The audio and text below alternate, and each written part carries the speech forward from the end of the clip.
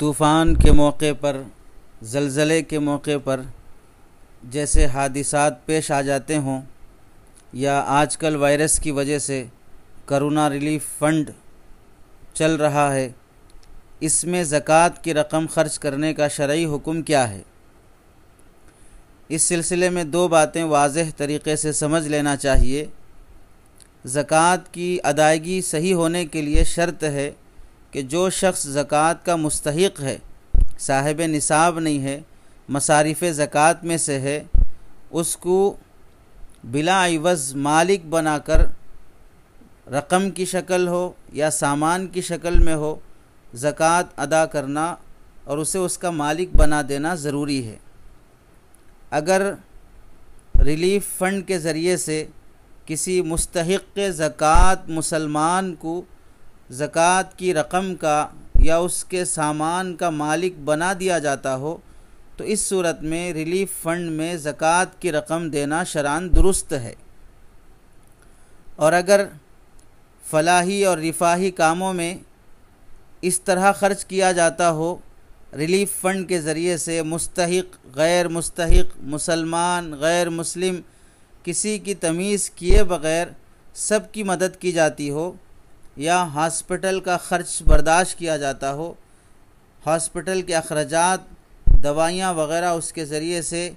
انتظامی امور میں خرچ کیا جاتا ہو، اس صورت میں زکوٰۃ ریلیف فنڈ کو دینے سے ادا نہیں ہوگی، دوبارہ زکوٰۃ ادا کرنا واجب رہے گا۔ اس لیے جو شخص بھی ایسے موقع پر ریلیف فنڈ میں زکوٰۃ جمع کرنا چاہتا ہو، اسے چاہیے کہ پہلے اس ریلیف کا نظام کس قدر صاف شفاف ہے اور کس قدر یہاں پر تمیز کر کے مستحق اور غیر مستحق کا امتیاز کر کے زکوٰۃ کی رقم خرچ کی جاتی ہے، یقین سے یا ظن غالب سے پتہ نہ چل جائے، اس وقت تک زکوٰۃ کی رقم دینے میں احتیاط کرنا چاہیے، چونکہ اسلام کا اہم رکن ہے۔ محض حسن ظن پر یا رحم دلی پر یا اس کے مصرف میں بلا وجہ اعتماد کر کے خرچ کرنے سے اپنے فریضے کا مسئلہ مشکوک ہو جاتا ہے۔ ہاں، انسانیت کے ناطے یہ ہم پر ذمہ داری عائد ہوتی ہے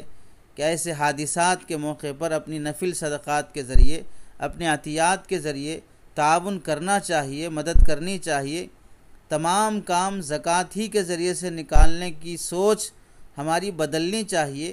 زکوٰۃ کو اللہ کے بیان کیے ہوئے مصارف میں خرچ کرنے کا اہتمام ہو، اس کے علاوہ جہاں پر خرچ کرنا ہمیں ضرورت محسوس ہوتی ہو وہاں تعاون کے لیے اپنی زکوٰۃ کے علاوہ نفل صدقات اور عطیات کو مقدم رکھنا چاہیے۔